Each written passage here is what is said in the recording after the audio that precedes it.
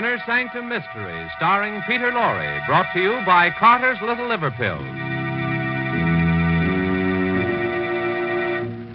Before we open the squeaking door on Inner Sanctum this evening, here's a message the government would like to have passed on to you. Women are urgently needed now in war plants and essential industries. There are all kinds of war jobs which don't involve machinery or tools, such as driving a bus or taxi, working in a laundry, restaurant, school, or day nursery. And in filling these jobs, women are relieving men for heavier work. Ladies, if you live in an area where there's a shortage of war workers, go to the office of the United States Employment Service nearest your home at once. The address is in your local telephone book. But remember, do not move to a crowded war center in search of a job. It will only add to the housing and living problem already existing there. Your first and only necessary step to volunteer your services in a war job is to visit your local United States Employment Service office. Get yourself a war job and hasten the day of victory.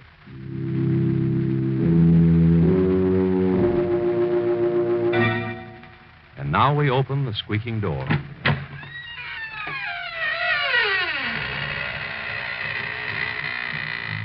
Good evening, friends of the Inner Sanctum. This is Raymond, your host. I'm glad you came tonight because we have a very special guest of horror with us.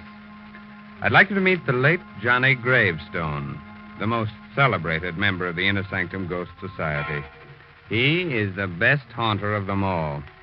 Johnny is the tall figure in the white sheet wearing the blue ribbon. He's haunted everything, from a palace to a telephone booth. And if you're very nice to him, he'll be glad to consider giving your house the once-over. Who knows? He may even haunt you.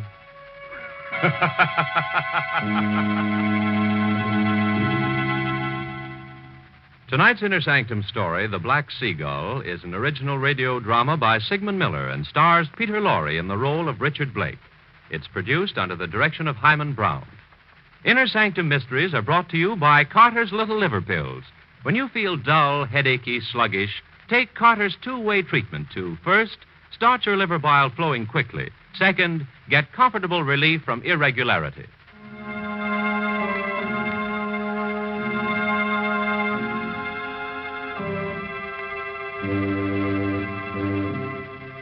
Well, we're about to begin our story. I forgot to warn you about the tremblins.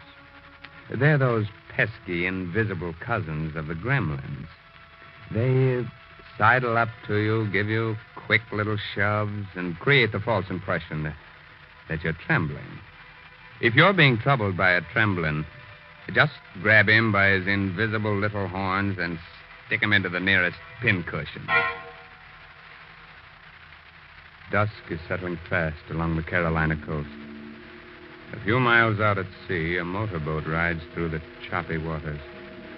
Dr. Griffin and Richard Blake are frantically scanning the horizon, looking for Richard's wife, Barbara, who's lost in the sailboat.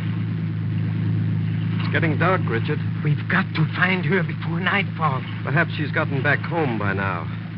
We've been gone for over an hour. The mast was loose in the sailboat. It would never hold out in that wind. Barbara is in a disabled boat. We haven't much gasoline left. I'm not going back until we find her. The only thing we can do is call the Coast Guard. Did you hear that, Dr. Griffin? Yes. Seagulls. Sounded like a human cry. Oh, no, it's only the gulls, Richard. Listen. It's the same sound. No. This is no bird cry. That was Barbara. That was the cry of a seagull. See? He's right above us. A black seagull. Black gull. Completely black. It's an ominous sign. Something has happened to Barbara. Oh, come now. I hope you don't believe in that superstitious nonsense. Look. Over there. Do you see it? It looks like a boat. It's Barbara. The mast. The mast is down. We'd better get over there fast.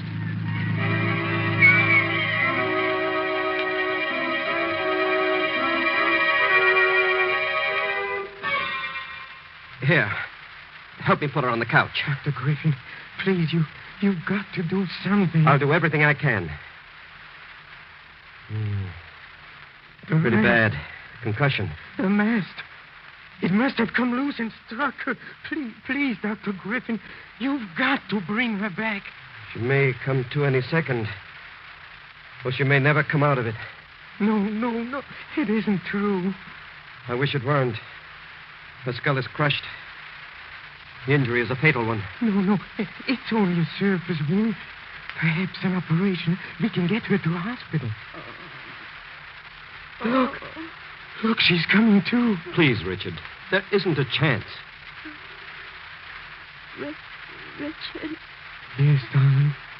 Oh, it wasn't my fault.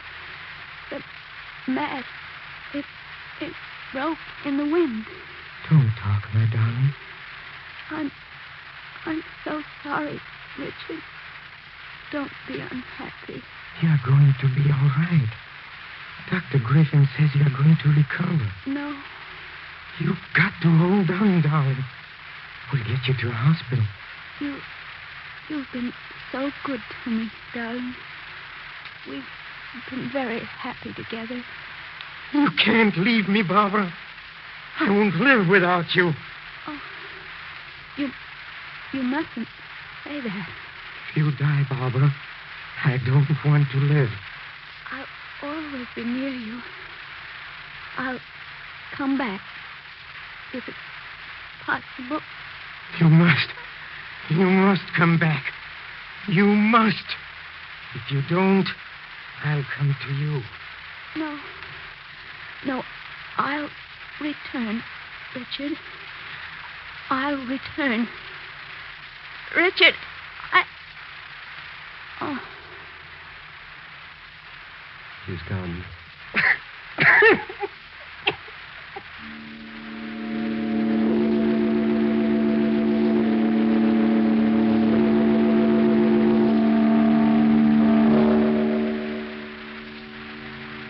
The men are ready to lower the coffin, Richard. If you wish to pay your final respects. Final respects? This isn't the end. It's the beginning. Do you understand? The beginning. Barbara isn't gone. She'll come back. She said so. No, Richard. No one comes back from the grave. It's dangerous to believe that. Dangerous for your sanity. She'll come back. She didn't lie. All right, men. Lower the body. Did you hear that? Yes. The seagulls again. That wasn't a seagull. I told you. That was Barbara's voice. Please, Richard. It's only a gull. No, it's her. She's calling to me. She promised to return. You see, Barbara didn't fail me. You must stop this, Richard. You'll wind up in an asylum. You're a fool, Dr. Griffin. Lower the coffin, That was then. her voice. No. Don't lower it. That sound came from the coffin. She might even be alive. She's dead, Richard.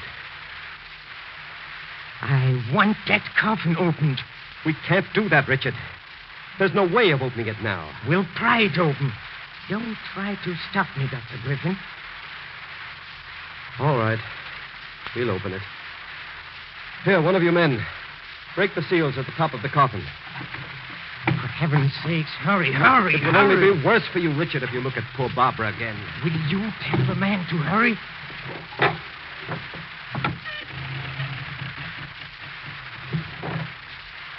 The coffin's opened, Richard. Now you can see for yourself. Look at her face. Her face? You wouldn't believe me. Look at her mouth. As if she had just called my name.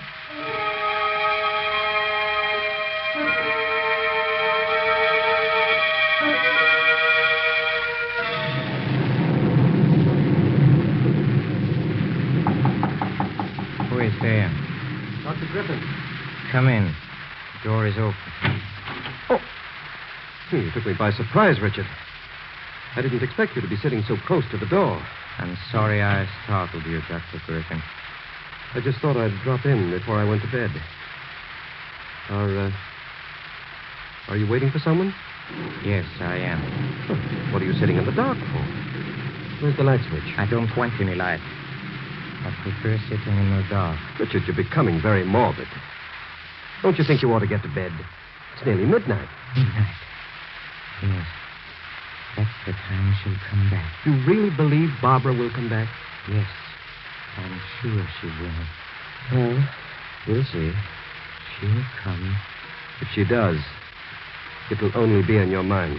Please be quiet.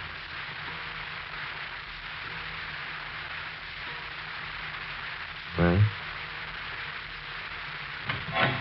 Barbara, you've come. She's here. I know she's here. Oh, darling, you've kept your promise. Richard, stop it. Where's the light switch? Put that light out. It was nothing. The wind opened the door. It was just a coincidence that happened at the stroke of midnight. I didn't close the door properly when I came in. She was here. I felt her cheek on mine. You imagined it. Imagine it. Look, Dr. Griffin. Look at my cheek. My cheek. A teardrop fell on my cheek. It's not a teardrop. It's the rain. The wind blew some rain in through the open door. It wasn't the rain. Barbara was here. If you hadn't put on the lights, I would have seen her.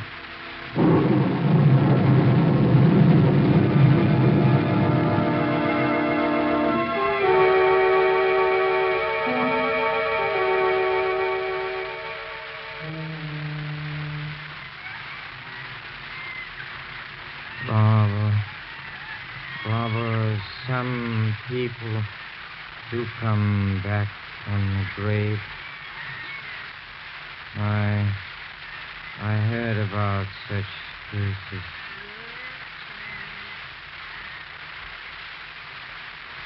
Richard. Barbara, it's you. Yes, It's darling. you. It's me. I promise never to leave you. I was about to give up. I was beginning to lose hope. How good it is to see you again. Yes, darling. It's very good. I've been trying to come back. Then it was you who opened the door at midnight. Yes, Richard. And it was your tears that fell on my cheek. Wasn't the rain, as Dr. Griffin said? Yes, Richard. Richard, I couldn't see you then. I just felt your cheek against mine.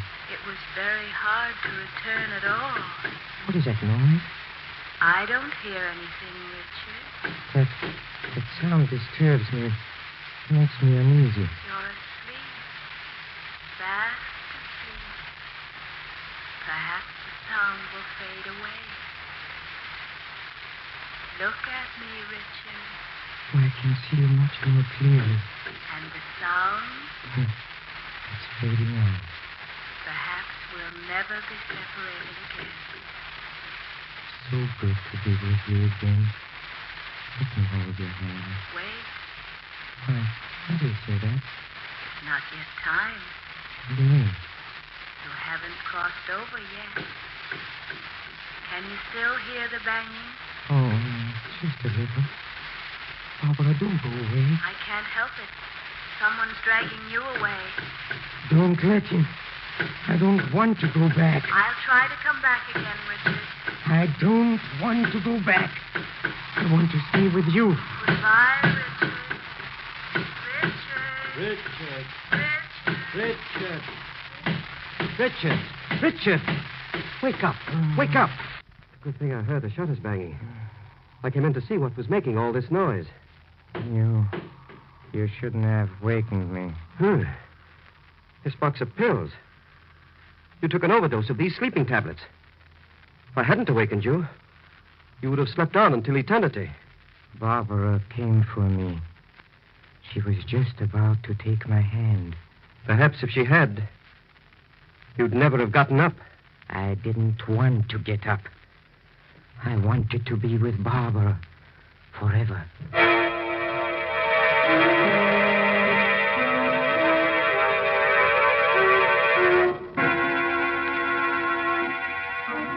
Well, Dr. Griffin should be awarded the Order of the Inner Sanctum for saving the life of Richard Blake. If it weren't for the good man, our story would have come to an end in the middle of the program. And that would have been very inconvenient for all of us.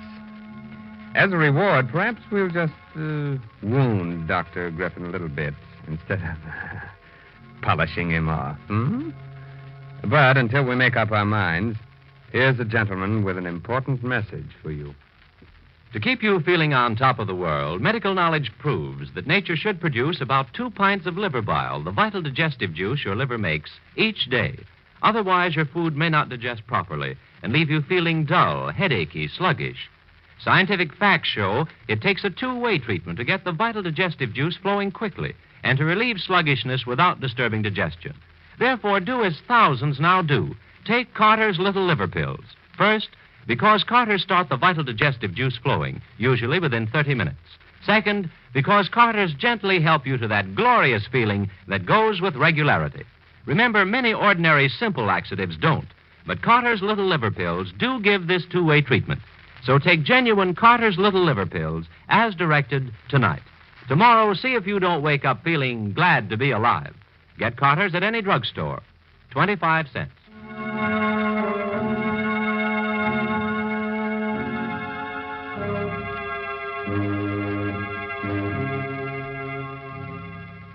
Now we're ready to continue with our strange story.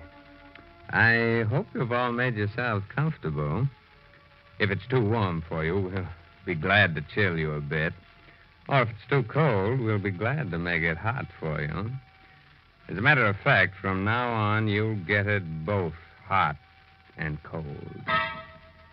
The following evening.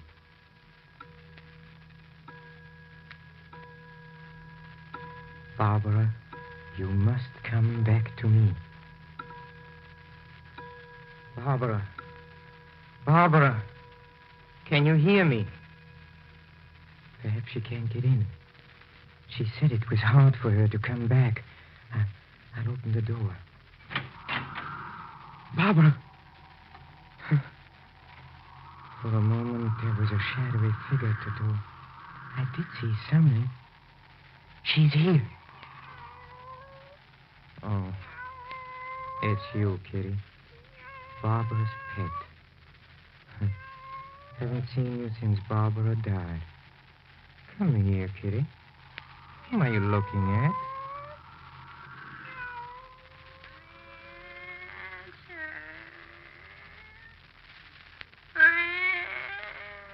Barbara! Richard. Where are you?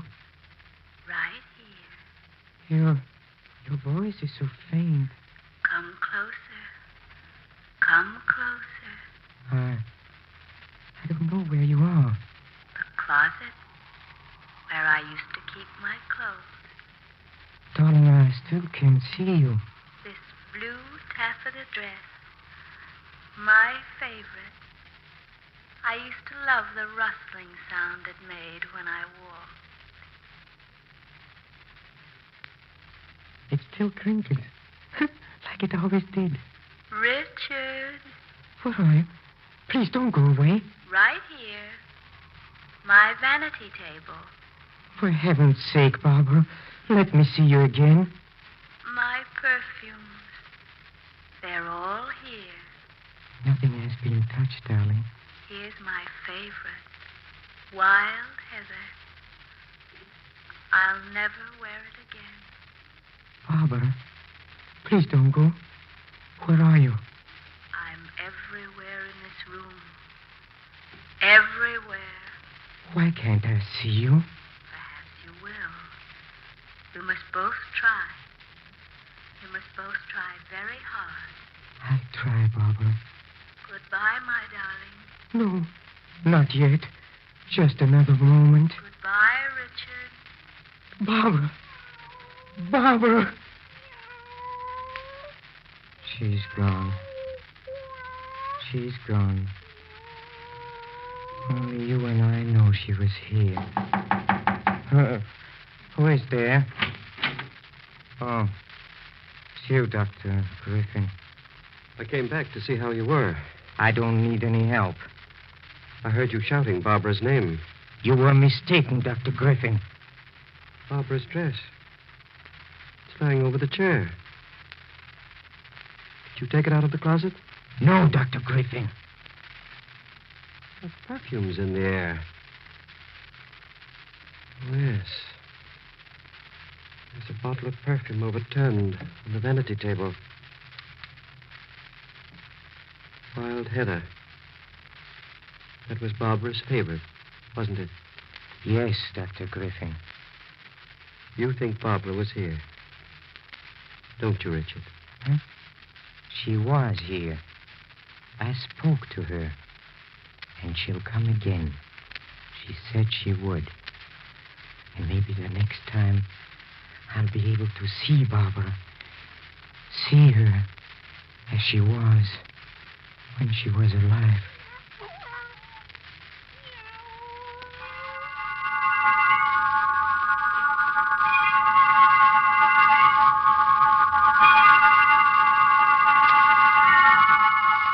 I know you don't want visitors, Richard, but you shouldn't be alone.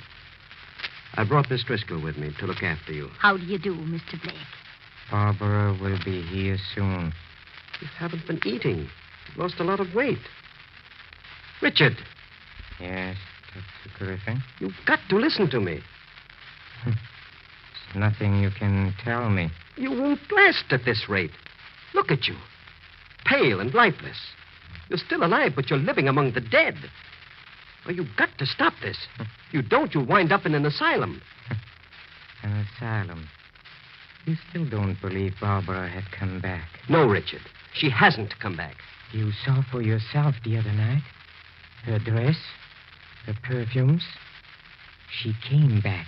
I spoke to her. You took the dress out of the closet yourself, and it was you who overturned the bottle of perfume. You are lying, Dr. Griffin. It wasn't me. You're trying to come between us. I won't let you. I won't. Barbara! Richard, I've come back. Darling, I can see you. Get me my bag in the hall, Miss Driscoll. Hurry. I can see you very clearly now. Do I look any different? No, you're even lovelier than ever. Richard. We've got to meet each other halfway.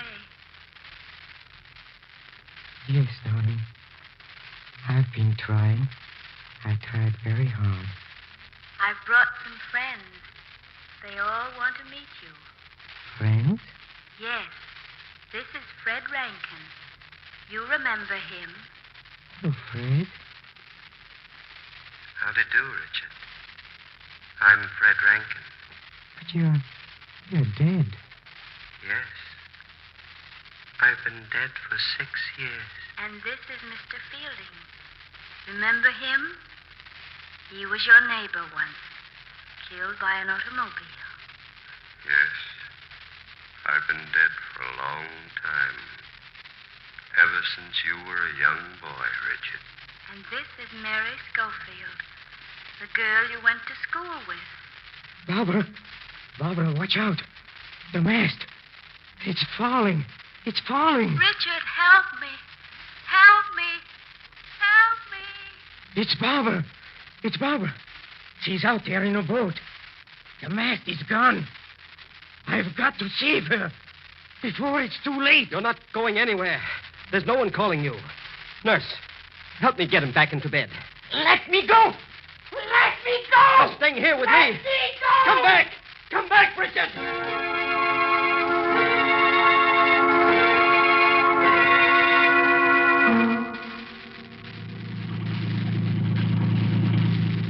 Well, he couldn't have swum very far in this short time, Dr. Griffin. I caught sight of him just a moment ago. Oh, there he is. Yes, I see him. Yes, but he's going down. He's going down. Merciful heaven. Did you see? Yes, he's gone down. But he was holding someone. I could see her long black hair. It's no use. We'll never... You say he was holding someone? Yes. It looked like a woman. She had long black hair. Must have been seaweed. You see things in this twilight that don't exist. Imagination is like fire. A good servant, but a bad master. I guess we had better get back.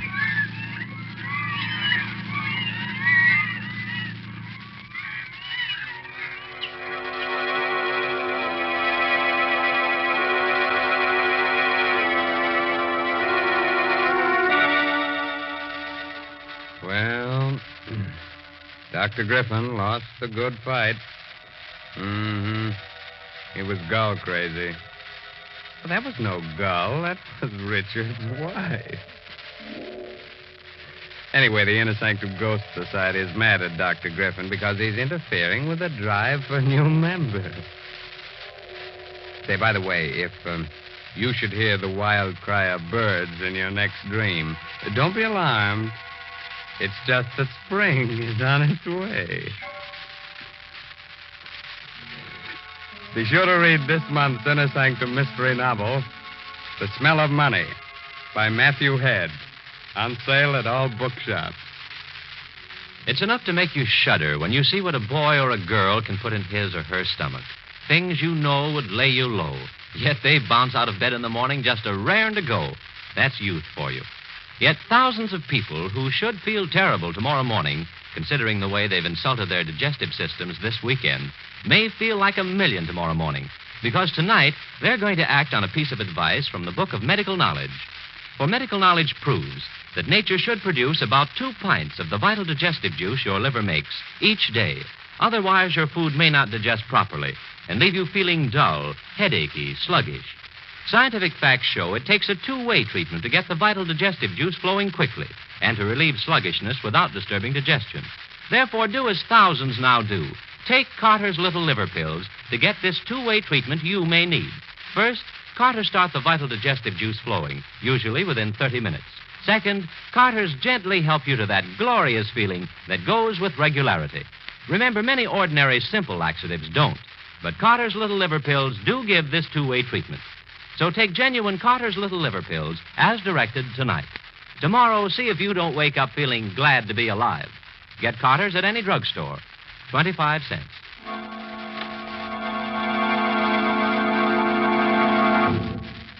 Be sure to listen next week, for lovely Judith Evelyn will be back with us again in a sweet little story, just full of beautiful murder. Well, now it's time to close the squeaking door of the Inner Sanctum until next week. So, good night. Pleasant dreams.